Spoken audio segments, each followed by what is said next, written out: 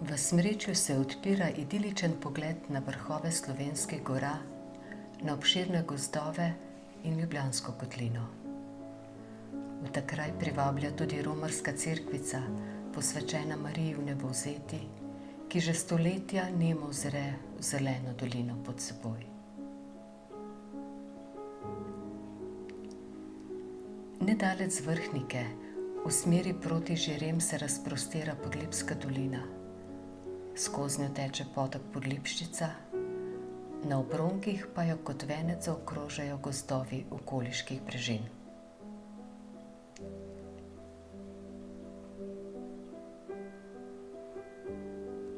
Med obdelanimi polji in njivami se na hribu sredi strnjene vasi mogočno dviga proti nebu cerkev svetega Brikcija, ki jo obdaja vaško pokopališče. Poleg stoji kamnita miza in naslednica lipe, po kateri je vas dobila ime.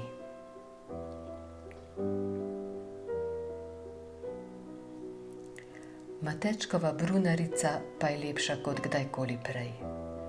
Je najstarejša hiša na Podlipskem. Grajena je bila v 18. stoletju in kasneje dozidana.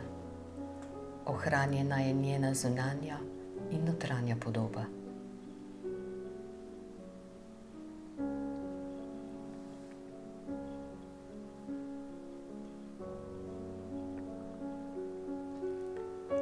Otrovomlinsko kolo, ki ga poganja potok Podlipščica, se je vrtelo od konca 18. stoletja in se zaustavilo pred dobrimi 30 leti.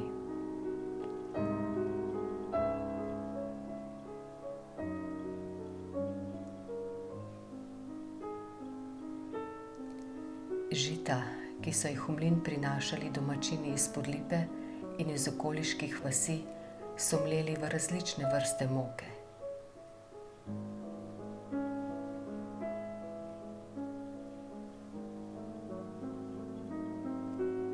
V spodnjem delu mlina so 3 stope za proso in ječmen.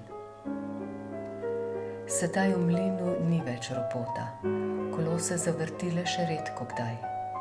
Še vedno pa privablja poglede številnih turistov, ki se ustavijo v bližnji gostilni Jurca, kjer si zavrtijo vrtečo mizo.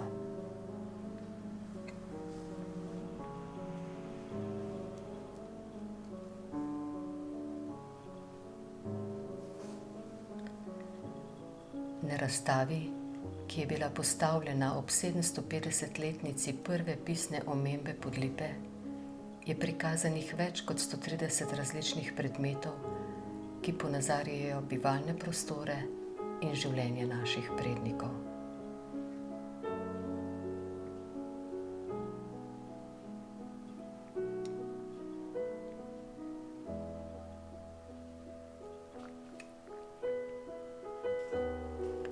Skrinje so bile nekdaj nepogrešljive.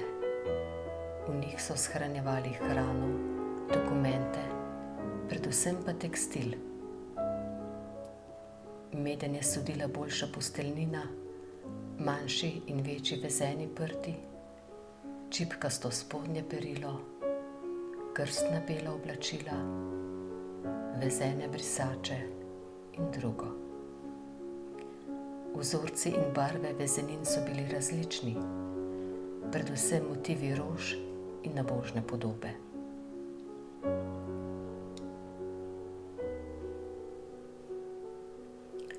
Pogosta oprema kmečke hiše je bil kolovrat. Na njem so žene in dekleta ves zimski čas predle lanene ali volnene niti. Redkejši pa so bili šivalni stroji. Šivilje so na njih šivale obleke, tiste za vsakdanjo nošo in tiste lepše, ki so jih nosile le za praznične dni. Pri zahtevnejših delih so si pomagale s krojnimi polami, likale pa z likalniki na žerjavico. Osrednji prostor kmečke hiše je bila jedilna miza. Tu se je jedlo in molilo, zato na njej ni manjkal hlebec kruha, molitvenik in rožni venec. V kotu nad mizo je bil Bohkov kot. Ob dolgih večerih so si vzeli čas za branje molitvenikov in knjig, prebirali pa so tudi različne časopise, kjer so bile objavljene tekoče novice.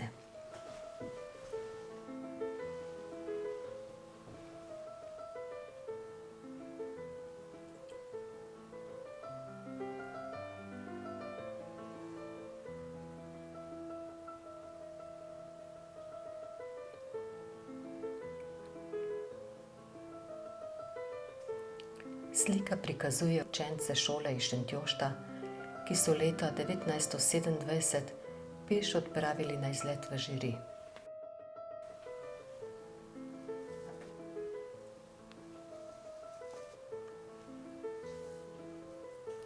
Pod lipi so našli navdih za ustvarjanje domačini Julka Fortuna, ki je bila zavzeta klekljarica in si zato pridobila naziv mojstrica domače obrti.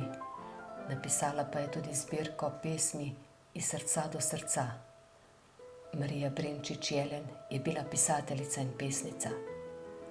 Ivan Malovašič pa je vsestranski slovenski umetnik, pisatelj, pesnik, slikar, organist, zborovodja. Ustvaril je bogato dediščino. Kljub njegovi visoki starosti je v njem še vedno zaznati značaj človeka, ki ga prežema ljubezen do slovenske besede. Gramofon s trobljo je gotovo eden najlepših razstavljenih predmetov. Izdelan je bil okrog leta 1900 in še vedno deluje.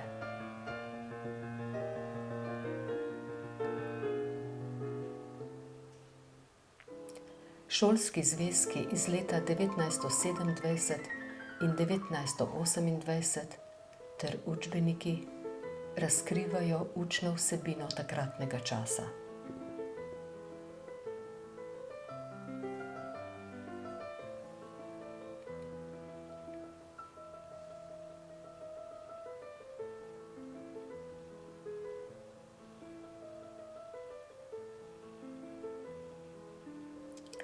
Posode, ki so jih nekdaj uporabljali za kuho ali peko, so bile kovinske ali glinene. Sklede različnih oblik, modli za potice, pekači za peko pogač, ki so jih prinašali porodnicam.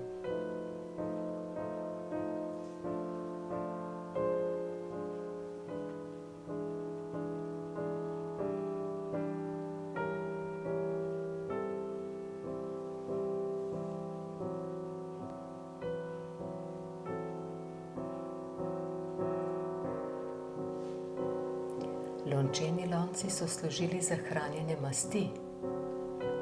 Pinja in posnemalnik sta bili nepogrešljivi.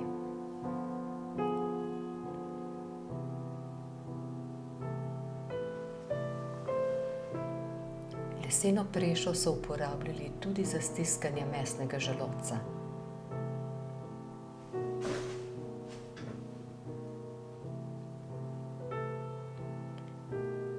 V črni kuhinji so kuhali na odprtem kurišču.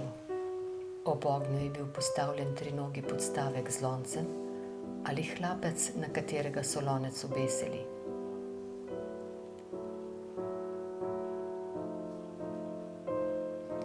Ob toplem kurišču so si tudi otroci radi pogreli prezeble nogice.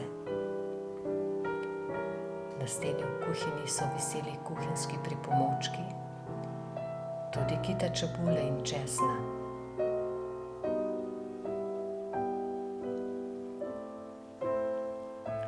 Poleg kurišča je bilo postavljeno orodje za krušno peč.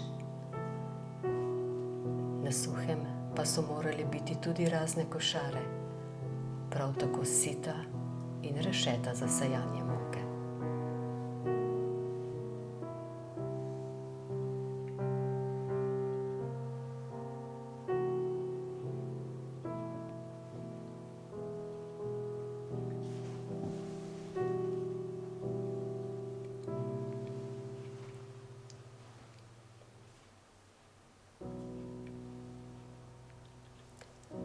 Urini kazalci iz zvonika Podlipske cerkve so stoletja odštevali čas.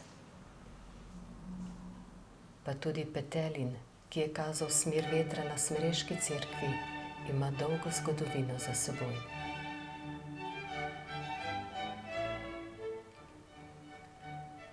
Ker je področje okolici Smrečja izrazito bogato z borovjem, so tam nekoč in še dandanes nabirajo borovnice z lesenimi kamplji.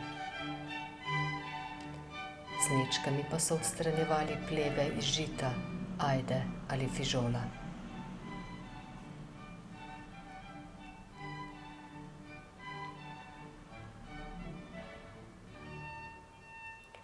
Za obdelavo lanenih stebel so uporabljali rifelj in trlice. Iz lanu so izdelovali platna, mreže in vrvi.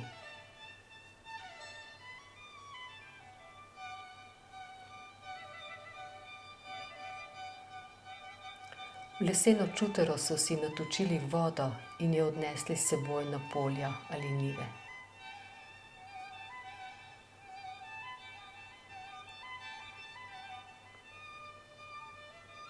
Da so dela lažje opravljali, so si pomagali z različnimi orodji.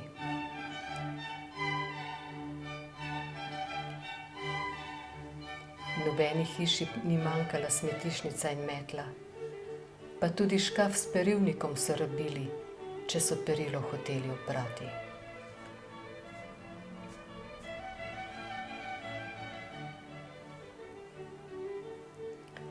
Na skednju ali dvorišču pa je bil prostor za samokolnico, koš za stelje, rejto, camboh, s katerim so prinašali poljske pridelke iz njive in drugo.